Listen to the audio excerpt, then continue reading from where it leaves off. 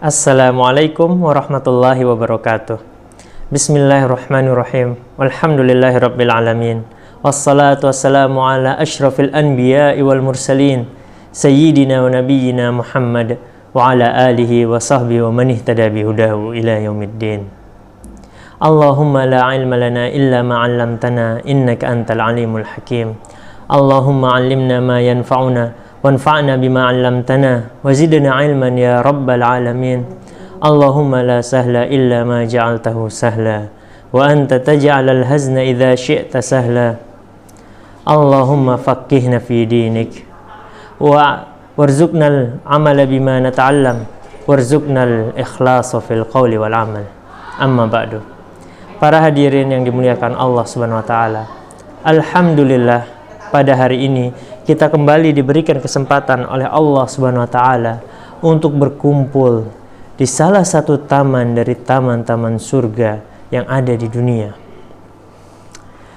Para hadirin yang berbahagia, keeksistensian jiwa di dalam tubuh manusia merupakan perkara yang besar, perkara yang agung. Ia sangat penting hingga Allah Azza wa Jalla telah bersumpah atas beberapa nama-nama ciptaannya yang besar, yang mana jika Allah Subhanahu wa taala bersumpah menggunakan nama dari makhluk-makhluknya menandakan kebesaran, keagungan makhluk itu, dan juga dengan tujuan untuk menyadarkan kita umat manusia bahwa apabila makhluk Allah Subhanahu wa taala saja begitu agung, begitu besar, apalagi sang penciptanya tentu saja jauh lebih besar sehingga tak dapat kita bandingkan dengan ciptaannya. Dalam surat Asy-Syams, Allah Subhanahu wa taala berfirman, "Wasyamsi waduhaha," demi matahari dan sinarnya di pagi hari. "Wal qamari idza talaha," demi rembulan ketika ia datang menyingsing. "Wan nahari idza jallaha," demi siang ketika ia memperlihatkan terangnya. "Wal-laili idza yaghshaha," demi malam ketika ia menutupi bumi ini dengan kegelapannya. "Was-samaa'i wa ma banaha," demi langit dan juga pembangunannya. "Wal-ardi wa ma tahaha," demi bumi dan juga pembentangannya. "Wa nafsin wa ma sawwaha." Pada ayat inilah Allah Subhanahu wa taala menjelaskan kepada kita betapa besarnya, betapa agungnya ciptaan Allah, yaitu jiwa. Allah Subhanahu wa taala berfirman, "Wa nafsi wa ma sawwaha," demi jiwa serta kesempurnaan penciptaannya. "Fa'alhamaha fujuraha wa taqwaha," maka kemudian Allah Subhanahu wa taala menunjukkan hidayah, memberikan hidayah jalan kepada jiwa-jiwa tersebut, yaitu jalan sehingga ia dapat menjadi jiwa yang buruk, jiwa yang bejat, atau akankah ia menjadi jiwa yang bertakwa. "Qad aflaha man zakkaha," maka sungguh beruntung orang yang menyucikan jiwanya. "Wa qad khaba man dassaha," dan sungguh begitu merugi orang yang mengotori jiwanya. Sesungguhnya kata az-zakah yaitu yang diterjemahkan dalam ayat ini penyucian, pada asalnya dalam bahasa Arab ia bermakna bertambahnya kebaikan. Sehingga maksud dari ayat ini ialah barang siapa yang berusaha untuk menyucikan jiwanya, memperbaikinya dan memuliakannya dengan cara melakukan banyak ketaatan serta kebaikan dan menjauhi segala keburukan serta dosa, niscaya ia akan beruntung. Dan juga firman Allah, "Wa qad khaba man dassaha." At-tadsyiyah yang diterjemahkan di sini mengotorinya. Yang dimaksud ialah pelaku maksiat sungguh telah menyembunyikan jiwanya. Karena kata at-tadsyiyah tadi secara bahasa memiliki arti kata tersembunyi atau menyembunyikan. Karena Allah Subhanahu wa taala menciptakan kita dalam keadaan lahir di muka bumi ini dengan memiliki jiwa yang suci, yang masih bersih. Akan tetapi mereka pelaku maksiat telah menyembunyikan jiwanya, menutupi jiwanya yang tadinya bersih dengan melakukan dosa-dosa, menutupi jiwanya dengan kehinaan serta kerendahan, menghantam dan membinasakannya dengan melakukan perbuatan maksiat hingga jiwanya menjadi hina, dina dan rendah. Lantas jiwanya layak menyandang predikat, ia pun layak menyandang predikat orang yang gagal dan merugi. Semoga Allah Subhanahu wa taala melindungi kita dari contoh yang satu ini.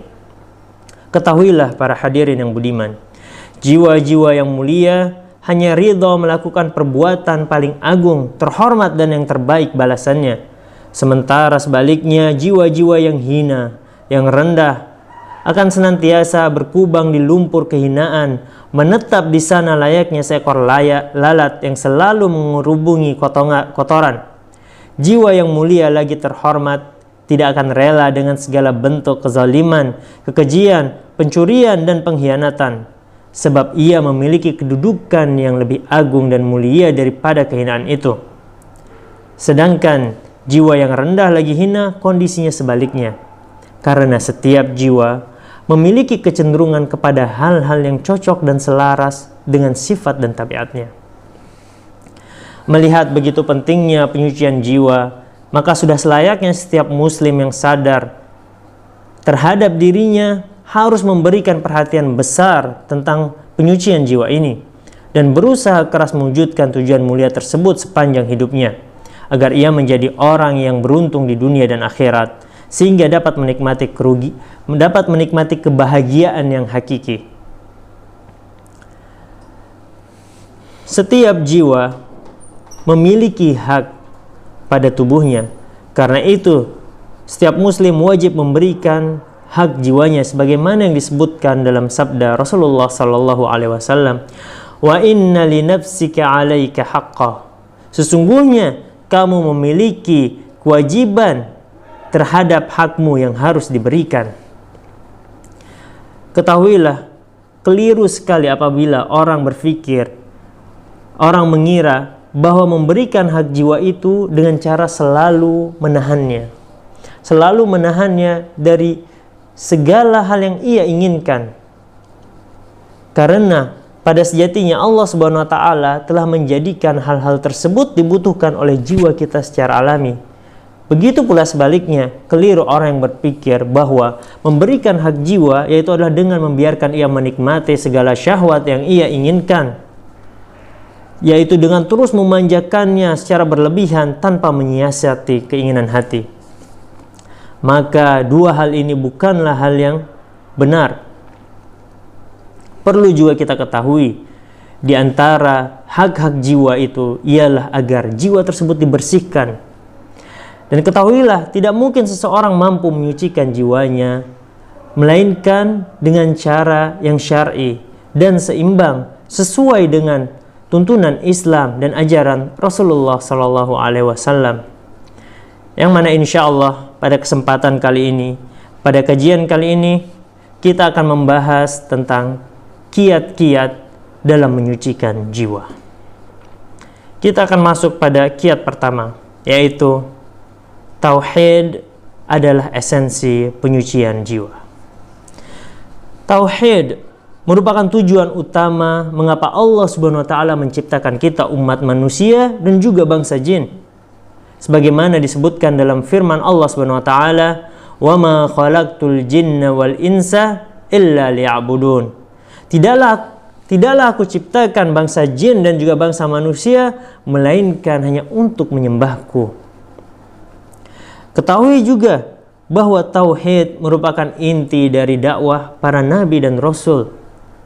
Sebagaimana yang disebutkan dalam Al-Quran, "Walaqad ba'atsna fi kulli ummatin rasula." Sungguh telah kami utus dalam setiap umat seorang rasul, "Ani'budullaha wajtanibut taghut." Untuk menyerukan kepada kaum mereka, untuk mendakwahi kaum mereka agar menyembah Allah Subhanahu wa taala semata dan menjauhi taghut, yaitu menyembah selain Allah Subhanahu wa taala. Tauhid merupakan kewajiban yang pertama apabila seseorang ingin masuk ke dalam agama Islam. Sebagaimana disebutkan dalam sebuah hadis, ketika Rasulullah SAW hendak mengutus salah seorang sahabat yang bernama Mu'adz radhiyallahu anhu ke negeri Yaman untuk berdakwah. Lalu beliau memberikan nasihat kepada Mu'adz dengan bersabda, "Innaka taqdamu ala qaumin min ahlil kitab." Wahai Mu'adz, ketahuilah engkau akan mendatangi berdakwah kepada kaum dari ahli kitab. Yang dimaksud dengan ahlul kitab di sini yaitu adalah kaum Yahudi dan Nasrani. Falyakun awwala ma tad'uuhum ila an yuwahhidullah ta'ala. Maka wahai Mu'adz, jadikanlah hal yang paling pertama engkau dakwahi ketika engkau pergi ke negeri Yaman itu, yaitu adalah engkau mengajak mereka untuk mengesahkan Allah, untuk mentauhidkan Allah, hanya menyembah Allah Subhanahu wa taala semata. Rasulullah tidak mengatakan kepada Mu'adz, mintalah dari mereka zakat, suruhlah mereka membayar sedekah. Bukan hal seperti itu yang pertama kali Rasulullah minta dari beliau. Akan tetapi yang paling pertama, yang paling urgen ialah tauhid, mengesahkan Allah Subhanahu wa taala. Tauhid juga merupakan obat hati. Tauhid dapat memberikan ketenangan dalam jiwa kaum muslimin. Sebagaimana yang disebutkan dalam firman Allah Subhanahu wa taala, "Alladzina amanu wa lam yalbisu imanahum bidzulmin, ulaika lahumul amnu wa hum muhtadun." Orang-orang yang beriman dan tidak mempercampur adukkan iman mereka dengan kezaliman. Yang dimaksud dengan kezaliman di sini ialah syirik. Mereka itulah yang mendapatkan keamanan, rasa tentram di hati mereka, ketenangan di jiwa mereka, dan mereka itu adalah orang-orang yang mendapat petunjuk. Renungilah makna dari ayat ini. Allah Subhanahu wa taala menunjukkan kepada kita bahwa dengan adanya tauhid, walaupun banyak sekali masalah yang mungkin kita terima dalam kehidupan ini, yang kita hadapi dalam lika-liku kehidupan ini, akan tetapi dengan tauhid, dengan senantiasa mengesahkan Allah Subhanahu wa taala, maka hal itu akan membantu, akan memberikan ketenangan pada jiwa kita, karena kita selalu mengingat bahwa wujud kita di dunia ini tidak lain tidak bukan hanyalah untuk beribadah kepada Allah, dan itu harus dimulai dengan yang paling dasar, yaitu tauhid. Maka tatkala seorang hamba bersungguh-sungguh dalam merendahkan diri di hadapan Allah Subhanahu wa taala dan benar-benar mencintainya, niscaya amalannya pun akan tulus dan murni, jiwanya akan suci dan baik, lalu dapat mendapatkan ketenangan nurani, ketenangan rohani. Sementara jika ia memasukkan segala hal yang dapat merusak jiwa berupa faktor-faktor kesyirikan, maka jiwanya akan menjadi kotor dan berperilaku buruk sebagaimana dengan perbuatannya tersebut. Ketahuilah para hadirin yang budiman,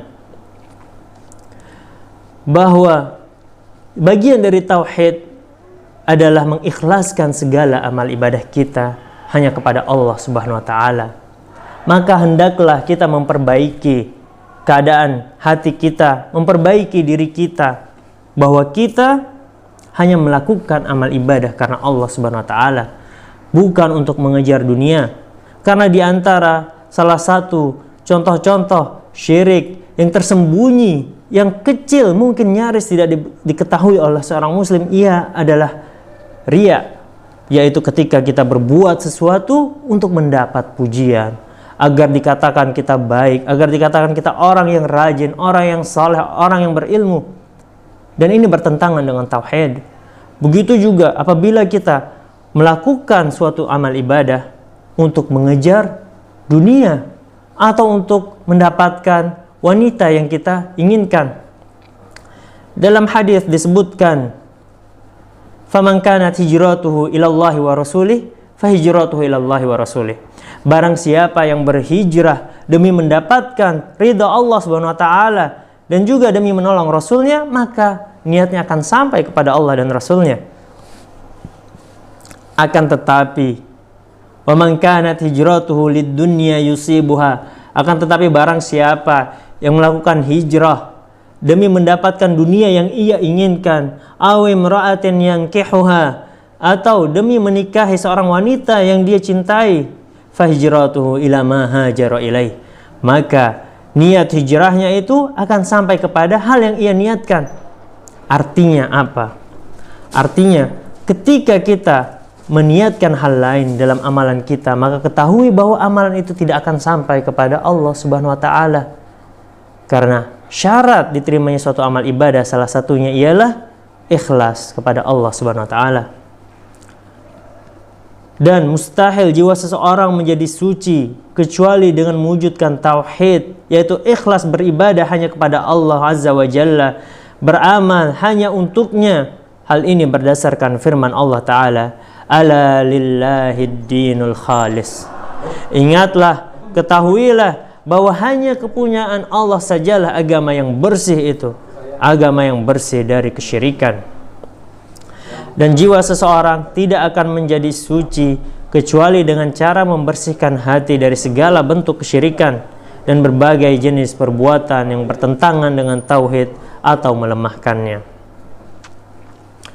Insya Allah kita akan masuk ke dalam kaidah atau kiat yang kedua, yaitu doa adalah kunci kesucian jiwa.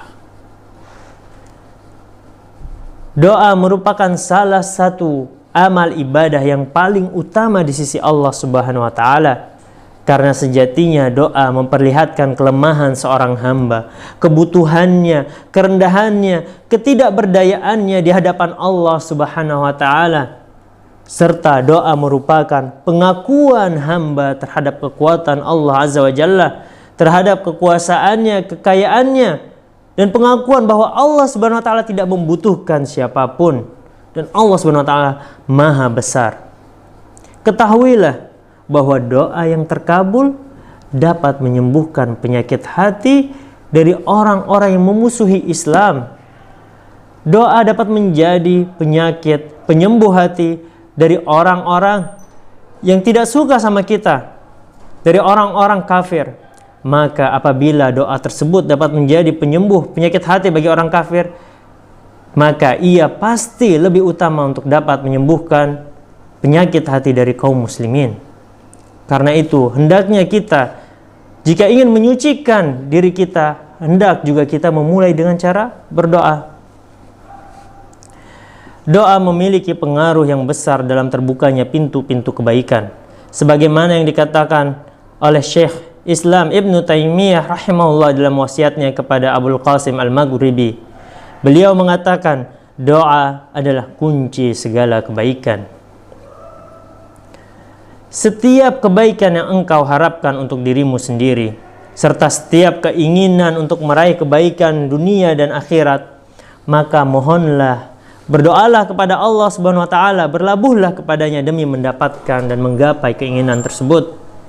Allah Subhanahu wa taala telah berjanji akan mengabulkan permintaan orang yang berdoa dan memohon pertolongan kepadanya. Allah Subhanahu wa taala berfirman, "Wa qala rabbukum ud'uni astajib lakum." Dan Tuhanmu berfirman, berdoalah kepadaku, niscaya akan kuperkenankan bagimu. Apabila kita cermati, maka kita akan temukan bahwa kebaikan itu ada banyak sekali bentuk dan jenisnya, seperti salat, puasa, sedekah, dan hal-hal lainnya. Namun ternyata asal semua kebaikan itu berada di tangan Allah Subhanahu wa taala. Sedangkan diri kita tidak akan mampu untuk mengambil apa yang ada di tangan Allah Subhanahu wa taala kecuali dengan memintanya langsung dari Allah Subhanahu wa taala. Kita tidak akan mampu mengambilnya kecuali dengan pertolongan Allah Subhanahu wa taala. Kemudian Allah akan memberikannya kepada kita. Oleh karena itu, doa merupakan penghimpun segala jenis kebaikan. Nabi SAW bahkan menyebutkan dalam doanya, Allahumma ati nafsi taqwaha wa zakkiha anta khairu man zakkaha anta waliyuha wa maulaha. Ya Allah, berikanlah ketakwaan kepada jiwaku dan sucikanlah ia, karena hanya Engkaulah yang mampu untuk menyucikannya. Engkaulah yang menguasai dan memilikinya. Doa ini mengandung isyarat dan peringatan bahwa kesucian jiwa itu berada di tangan Allah Subhanahu wa Ta'ala semata, yang Maha mengetahui hal-hal gaib, dan kunci utamanya adalah doa serta merasa sangat butuh kepada Allah Subhanahu wa Ta'ala.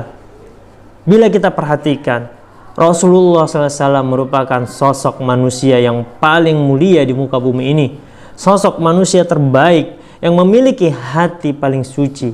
Akan tetapi beliau pun masih meminta pertolongan kepada Allah Subhanahu wa Ta'ala untuk menyucikan hati beliau sendiri. Apalagi kita, manusia yang lahir di zaman ini, di abad ini, yang bukanlah siapa-siapa, tentu kita jauh lebih membutuhkan doa tersebut demi memudahkan penyucian jiwa kita. Rasul juga menyebutkan dalam doanya yang lain, Ya muqallibal qulub, tsabbit qalbi ala dinik. Wahai zat yang maha membolak-balikan hati, teguhkanlah hatiku di atas agamamu. Ketika seorang hamba berdoa dengan sepenuh hati, permintaannya benar-benar ia butuhkan, ia pun sangat mengharapkannya, tidak menuntut doanya cepat dikabulkan, dan ia pun berdoa pada waktu-waktu mustajab, maka hampir mustahil doanya akan ditolak. Dan perlu juga kita ketahui bahwa sebaik apapun kita berusaha untuk menyucikan jiwa kita, atau sehebat apapun kita berdakwah kepada orang lain demi menyucikan jiwa mereka, akan tetapi kesucian jiwa itu tidak mungkin didapatkan melainkan hanya melalui hidayah dari Allah Subhanahu wa Ta'ala. Bahkan kita pun tidak mampu memberikan hidayah kepada diri kita sendiri, apalagi kepada orang lain. Karena itu hendaklah kita selalu senantiasa berdoa kepada Allah Subhanahu wa Ta'ala. Allah Subhanahu wa Ta'ala berfirman, Balillahu yuzakki man yasha. Ketahuilah sebenarnya hanyalah Allah yang mampu membersihkan hati siapapun yang ia kehendaki. Allah Ta'ala juga berfirman, Walaula fadlullahi alaikum wa rahmatuh. Sekiranya bukan karena karunia dari Allah SWT dan rahmatnya kepada kalian, ma zaka minkum min ahadin abada. Niscaya tak akan ada seorang pun dari kalian yang bersih dari perbuatan-perbuatan keji dan mungkar itu selamanya. Walakinnallaha yuzakki man yasha. Akan tetapi Allah lah yang mampu membersihkan hati siapa saja yang Dia kehendaki. Dan perlu juga kita ketahui bahwa dalam penyucian jiwa itu akan sangat mempengaruhi keadaan di sekitar kita, orang-orang yang berteman dengan kita. Kita bisa jadi menjadi tersesat karena orang lain, akan tetapi dengan doa, dengan perlindungan dari Allah Subhanahu wa Ta'ala, kita dapat membentengi diri kita. Di dalam hadis disebutkan, may yahdihillahu fala mudhillalah. Barang siapa yang Allah ingin berikan hidayah kepadanya, maka tidak akan ada satupun orang yang mampu menyesatkannya. Wa may yudlilhu fala hadiyalah. Dan barang siapa yang Allah hendak untuk menyesatkannya, membuatnya menjadi orang yang tersesat, maka tak akan ada satupun yang mampu memberinya hidayah. Dalil ini merupakan faktor terkuat dalam menyucikan jiwa. Barang siapa yang mengetahui bahwa kebaikan jiwa, kesuciannya serta keistiqomahannya berada di tangan Allah Azza wa Jalla, maka ia akan memohon kepada Allah Subhanahu wa Ta'ala, mendekatkan diri kepadanya, terus-menerus memohon kepadanya dengan berdoa, berharap dan berkeinginan kuat supaya jiwanya menjadi suci, selamat serta beruntung di dunia dan akhirat. Kiat ketiga dalam menyucikan jiwa, yaitu Al-Quran adalah sumber dan penyokong kesucian jiwa. Allah Subhanahu wa ta'ala berfirman, "Laqad manallahu 'alal mu'minina idz ba'atsa fihim rasulan min anfusihim." Sungguh Allah telah memberikan karunia kepada orang-orang yang beriman ketika Allah mengutus kepada mereka seorang rasul dari golongan mereka sendiri. Yatlu 'alaihim ayatih. Rasul tersebut membacakan kepada kaumnya, kepada mereka ayat-ayat Allah. Tentu saja yang dimaksud di sini adalah Al-Quran. Wa yuzakkihim wa yu'allimuhumul kitaba wal hikmah. Kemudian dengannya utusan Allah tersebut, Rasul tersebut membersihkan jiwa mereka, jiwa para kaumnya, dan mengajarkan kepada mereka Alkitab, yaitu Al-Quran, dan Al-Hikmah. Maka yang berperan besar dalam menyucikan jiwa ialah Al-Quran. Ia merupakan kitab penyuci jiwa, sumber dan penyokongnya, sehingga barang siapa yang menginginkan kesucian jiwa, maka hendaklah dia menelusurinya dalam Al-Quran Al-Karim.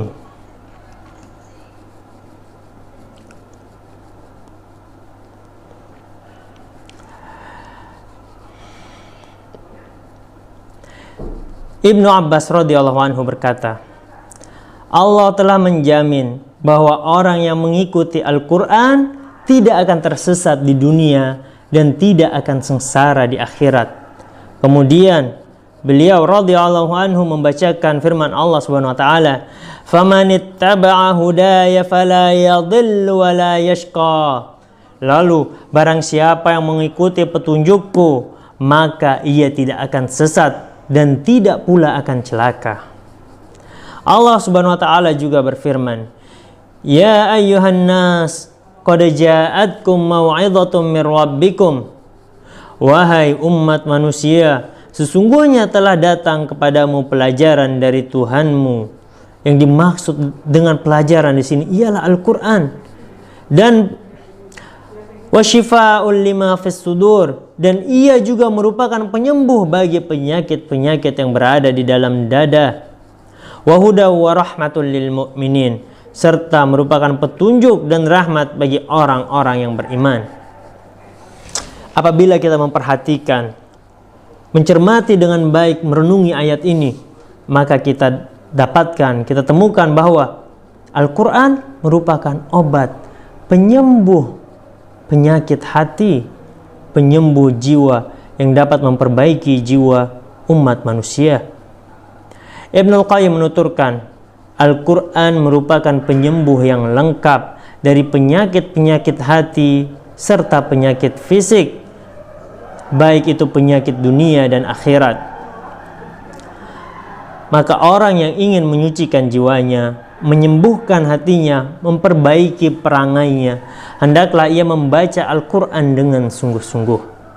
Akan tetapi wahai hadirin yang dimuliakan Allah Subhanahu wa taala, yang dimaksud dengan membaca Al-Quran dengan bersungguh-sungguh ialah membaca, menghafal, memahami, mentadabburi serta mengamalkannya sebagaimana yang ditafsirkan oleh para sahabat dan tabi'in. Maka membaca Al-Quran saja tanpa memahami maknanya tidak akan cukup, melainkan kita harus mengamalkannya, memahaminya, mentadabburinya, yaitu merenunginya.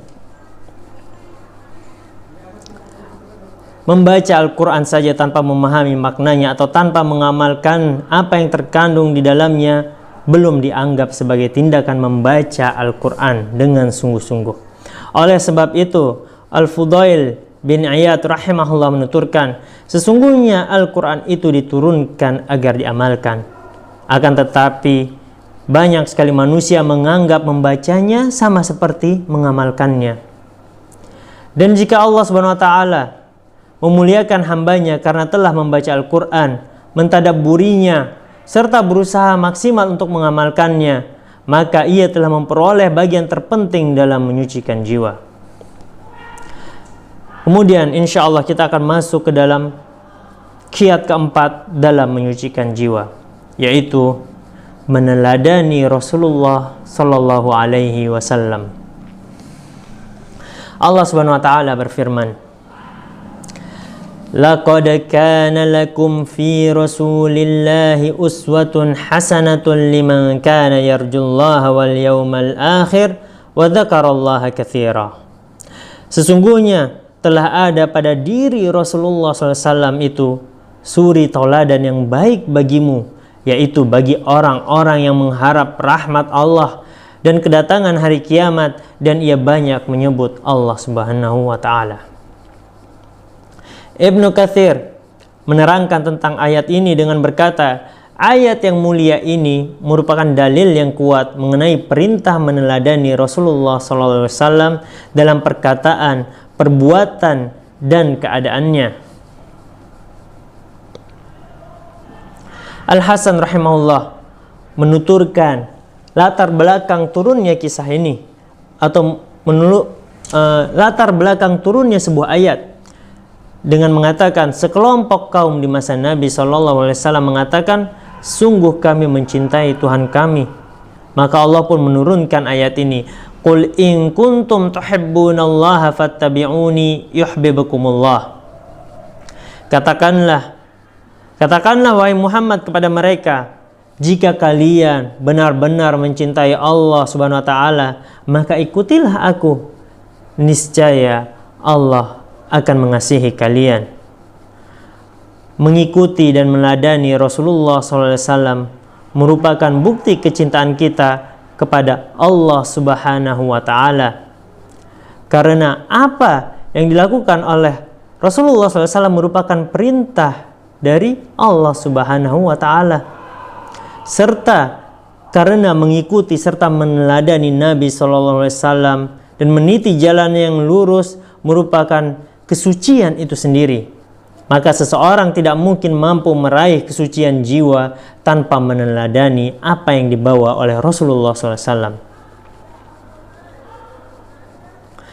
Dan muncul para tokoh agama yang sesat pada setiap masa membuat cara baru yang mungkar, lalu mengklaim bahwa cara tersebut mampu menyucikan jiwa, membersihkan hati, memperkuat hubungannya dengan Allah Subhanahu wa taala, dan lain sebagainya.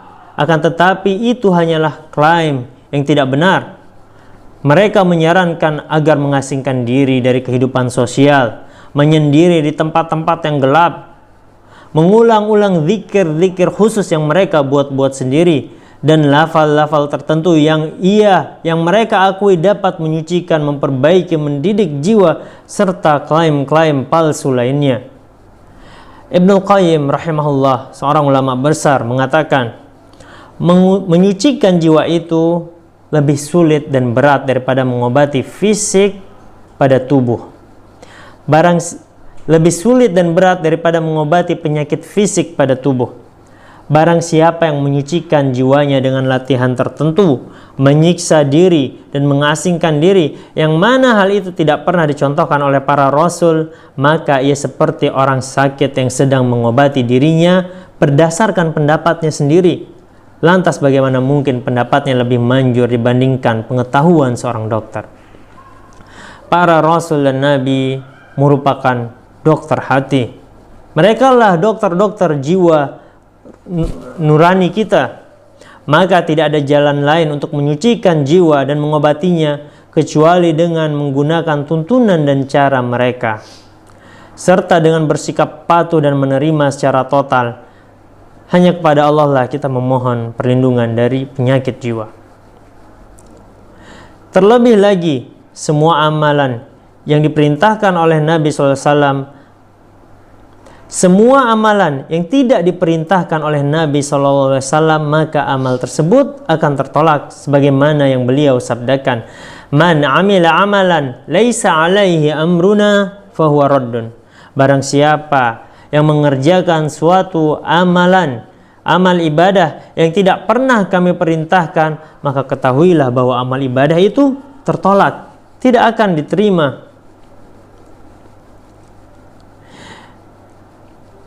Imam Sufyan bin Uyainah rahimahullah berkata, sesungguhnya Rasulullah SAW merupakan barometer utama, maka setiap perkara diukur berdasarkan beliau, entah itu dari sisi akhlaknya, sejarah hidup beliau, atau petunjuk beliau. Apabila sesuatu itu sesuai dengan petunjuk beliau, maka sesuatu itu pasti benar. Namun bila bertentangan dengan petunjuk beliau, maka sesuatu itu pasti keliru. Karena itulah, barang siapa yang menginginkan kesucian jiwa, maka ia harus berusaha keras untuk mengikuti dan meneladani Rasulullah SAW, serta senantiasa waspada terhadap perkara-perkara yang baru dan dibuat-buat, serta perkara-perkara bid'ah yang diklaim oleh para pencetusnya sebagai bagian dari unsur penyucian jiwa. Kemudian, kaidah atau kiat yang kelima dalam menyucikan jiwa ialah hendaknya kita mengosongkan jiwa dari maksiat dan mengisinya dengan ketaatan. Karena hakikat kesucian jiwa itu sendiri adalah dengan mengosongkannya terlebih dahulu dari segala jenis perbuatan maksiat serta kesyirikan, yaitu dengan membersihkannya dari hal-hal yang hina, maksiat, dosa. Kemudian barulah kita isi jiwa itu, hati kita, dengan amal ibadah ketaatan. Allah Subhanahu wa taala berfirman, "Khudz min amwalihim shadaqatan tutahhiruhum wa tuzakkihim biha wa shalli 'alaihim." Ambillah zakat dari sebagian harta mereka. Dengan zakat itu kamu membersihkan mereka dan menyucikan mereka. Kemudian doakanlah mereka. Firman Allah SWT yang berbunyi tutahhiruhum, yang diterjemahkan di sini membersihkan jiwa, membersihkan jiwa mereka, di dalamnya terdapat isyarat untuk berhenti melakukan perbuatan buruk, karena hal itu dapat membersihkan diri mereka dari dosa. Sedangkan firman Allah Ta'ala yang berbunyi wa tuzakkihim, yaitu untuk menyucikan jiwa mereka, di dalamnya terdapat isyarat untuk mengisi kekosongan jiwa dengan melakukan perbuatan mulia dan kebajikan. Dalam firman ini, kata membersihkan terlebih dahulu disebutkan sebelum kata menyucikan. Maka hal ini menunjukkan bahwa jiwa harus terlebih dahulu dikosongkan dari segala jenis perbuatan dosa, baru kemudian diisi dengan berbagai jenis perbuatan kebaikan. Karena itu, apabila seseorang ingin menyucikan jiwanya, hal yang pertama kali harus ia lakukan adalah meninggalkan semua dosa-dosa yang mampu merusak hatinya, serta semua perbuatan-perbuatan yang dapat menghalanginya dari cahaya hidayah dan keimanan. Hal ini sebagaimana tertera dalam sabda Rasulullah SAW, "Innal 'abda idza akhta'a khati'atan nukitat fi qalbihi nuktatun sauda." Sesungguhnya apabila seorang hamba melakukan sebuah perbuatan dosa, maka akan tercoreng di hatinya setitik noda hitam. Fa idza huwa naza'a wastaghfara wa taba sukila qalbuh. Manakala ia meninggalkan perbuatan dosa tersebut, memohon ampun dan bertaubat dari perbuatan dosa itu, maka hatinya akan menjadi bersih kembali. Wa in 'ada zida fiha hatta ta'lu qalbuh. Namun bila ia kembali melakukan perbuatan dosa, maka noda tersebut akan bertambah sampai menutupi semua bagian dari hatinya. Wa huwa ar-ranul ladzi dzakarallahu kalla bal rana ala qulubihim ma kanu yaksibun. Dan itulah yang disebut dengan ar-ran dalam firman Allah SWT, sekali-kali tidak demikian. Sebenarnya apa yang selalu mereka usahakan itu menutupi hati mereka. Surat Al-Mutaffifin. Kemudian hendaknya seorang manusia, seorang muslim, berupaya keras memperbanyak amal soleh yang dapat menyucikan jiwa.